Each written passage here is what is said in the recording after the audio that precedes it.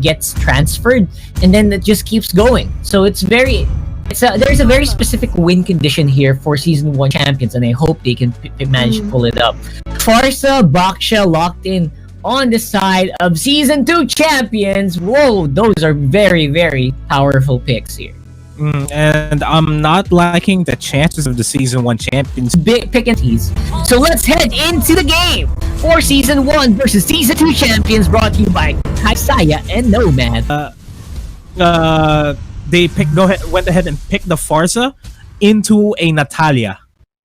It's Natalia, right? Yeah, it's it's concerning because as soon as Farsa decides to go for defended airstrike, he is an open target there for YALI-HAZE, and the defense from the Season 2 champions needs to be on point to protect DYSANIA at all costs.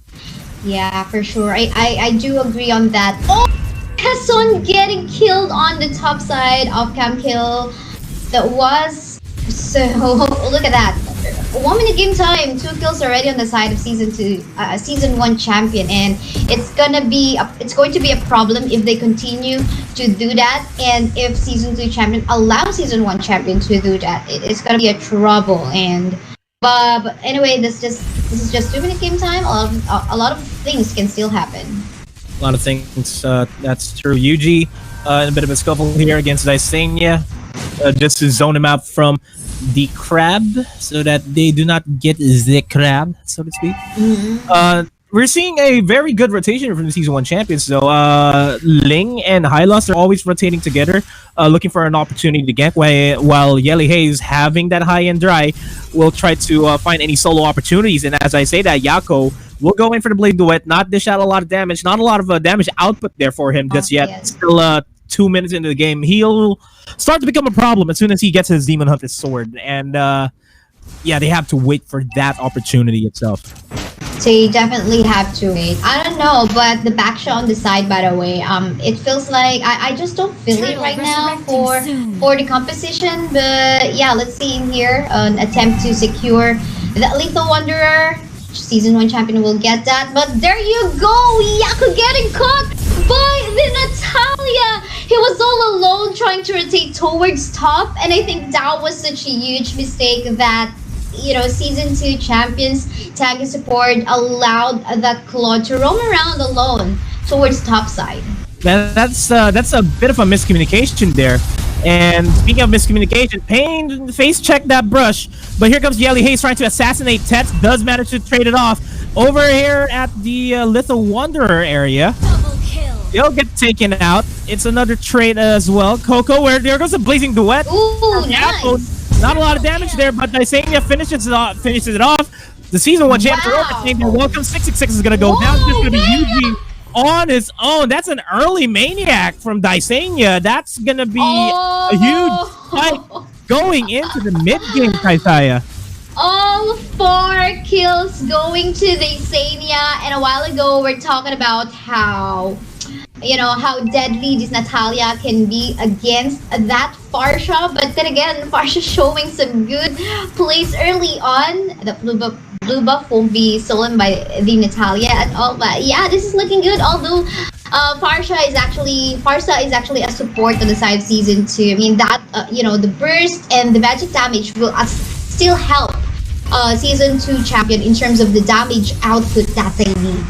Man, if I mean YAKOU is gonna fall off in the mid game, he's gonna have a difficult time going into the late game because he's already delayed by 2 deaths, and DYSANIA is going to be the secondary solution here for them in order to bounce back and dish out a lot of damage. And as I say that, bot lane turn is gonna go down. Gonna be mirrored here over at the top lane by the Season 1 champions.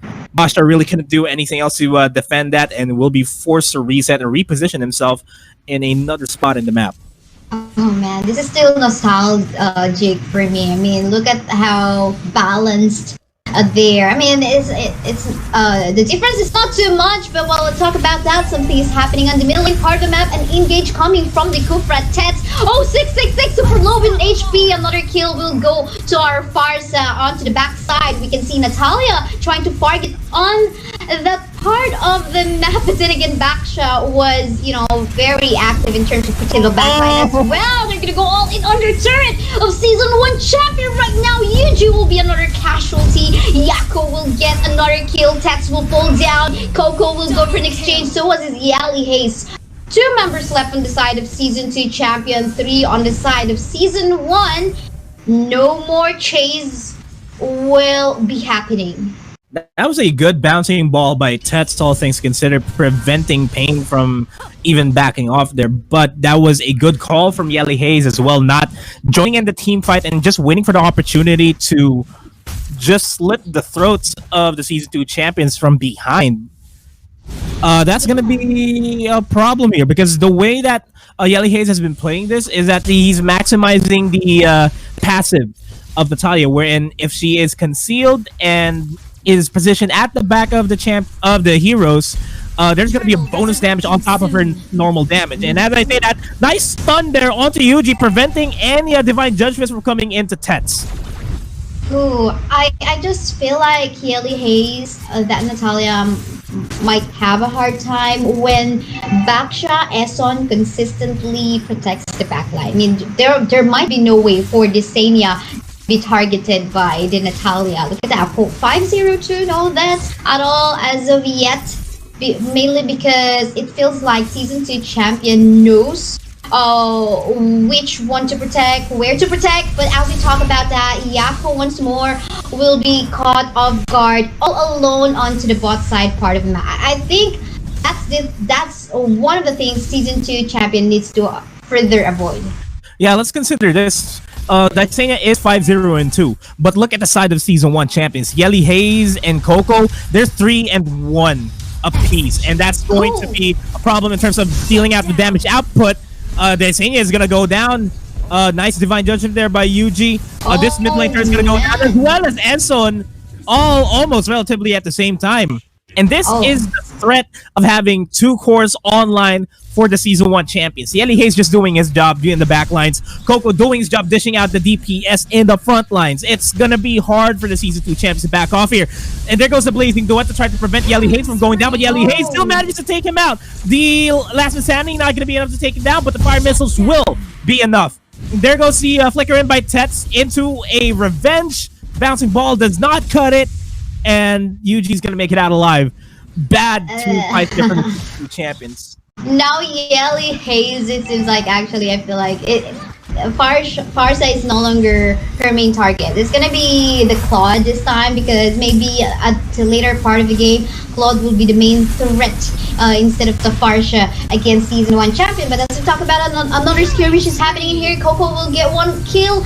Is about to die, but then again won't be chased down by PEIN anymore, as they try to respect that overextension that they might do. So they will just resort to just securing and stealing the blue buff. I wonder if ESON, no secure for ESON on that one.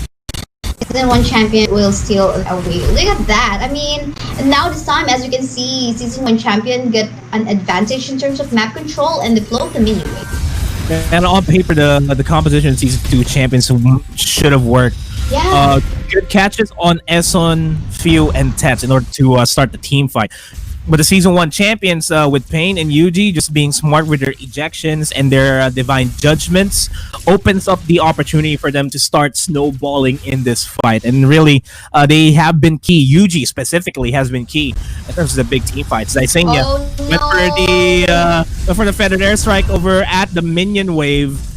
But that's going to cost ESON his life as well, because the rotates were not on point here for the Season 2 champions. It's disappointing to see, not gonna lie. You know, the Kaja Divine Judgment is still a huge contributing factor for Season 1 champions to set up team fights and to pick of heroes away from Season 2 champions. Getting a ban of 11 from last week, there's a reason why I think, you know, you part of it, you don't want this hero to be picked by any of your opposing team. So I mean, look at that. 0-1-9 on YUJI with the Kaja. Yeah, I mean, that's a lot of like participation in team fights. Yeah, it's if we're gonna call the MVPs now, I'm gonna go for Yuji because look at that beautiful judgment once again. Nice counter with the blazing duet though. It is a 1-for-2 trade for TETS for Yuji, and yeah, just for Yuji.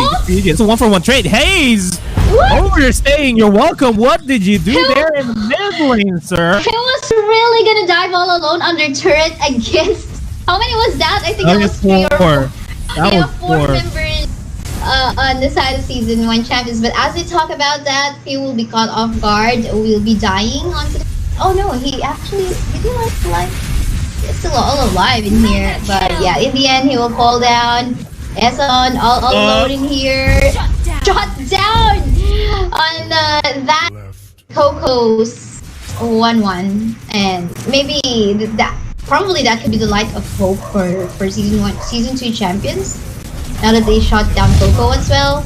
Let's see though. Now this is a shining light that season 2 champions to have. Nice counter there onto Yuji to prevent the Lord from being stolen away, but they will be paying the price there. YAKOU actually manages to make it out there from the hands of Yelly HAZE.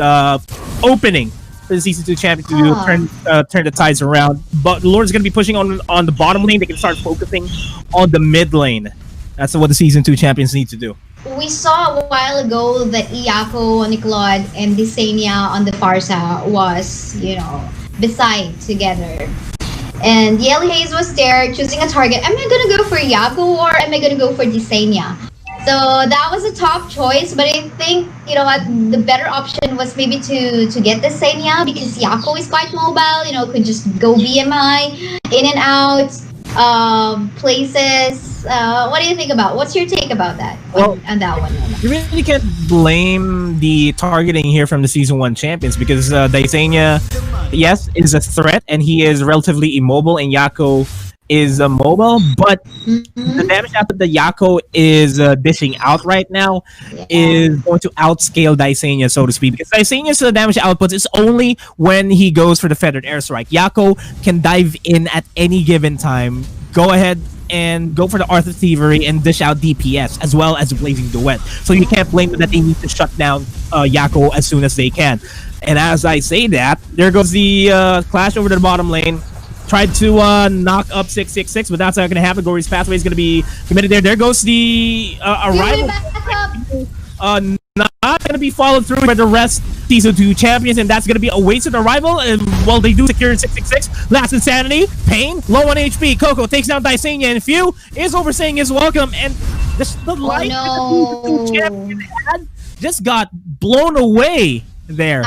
I like the backup that was done by PHEWW on that skirmish, but then again, I think on that fight, season 1 champions showed their power spike already. I mean, you know, they got the lead in terms of numbers, and at the same time, you know, probably the silence from Natalia even contributed. But we have another skirmish ongoing onto the mid part of the map right now. Season 1 champion will just focus on the inhibitor turret. No casualties as of yet, but they're gonna go in. There's the taunt, that eject, and there you go, COCO in. But nah, they said let's just back away. We're overstaying already. That was just already like more than 1 minute. But then again, oh look at that, COCO still stayed, going for the ultimate. A backup incoming from YUJI. There's the divine judgment. How is it gonna go? YAKOU also dead thanks to BMI. He will still be able to survive. But the rest of the backup coming from season 1 champions are all here already. COCO will get another kill against season 2 champs. And whoa, what a fight. Man, if only Natalia was there, that could have been a clean sweep for the season 1 champions, taking down the opposition in the bottom jungle. Could have been deadly. That was a lucky strike for the League season 2 champions. I'll tell you, to say the least. I mean, comeback kings, and you know, there is still a possibility that they can do it this time again. Oh, look at that damage coming from YAKOU. Natalia going in to target YAKOU, but apparently won't be able to do so. 666 making use of his ultimate to go back away, and there goes the disengage. And this is Season 1 champion just playing it safe. They don't want to give away any of their free kills because if two members on the side of Season 1 champions die, that's going to be an opening for the Season 2 champions to start pushing in, especially the top lane, wherein they need to get the top lane priority, try to push up the lane. That's a crucial part here. So Season 1 champions play it safe, secure the objectives, and try to get out if they know that they're in the losing fight. I don't know. Now, I think this is now going to be a waiting game for Season 2 champions. Now that they only have one inhibitor turret left in the middle lane, less than half-life, is that YAKOU. Meantime, while they were busy going for the defense on their lanes, the Season 1 champion will already secure the Lord of the game. And yeah, it's going to be walking towards mid. They're going to go for a skirmish again on the buff side of Season 2 champions. But look at that fight. We don't know as of yet if anyone could survive. But few in here will fall down. Tanks though, he will go back alive from the Spectre. Big Dog by yelling right now. Natalia will be putting the game into an end. But no, thanks to that, you know, someone... I don't know, I'm gonna call it quick response because they somehow failed to do so. But, you know, with a slither of HP on that base, anytime soon, potentially the Season 1 champions can end the fight, especially that there's no more life on the side of TETS right now. It's gonna fall down. The Lord will just focus fire on the base, and there you go.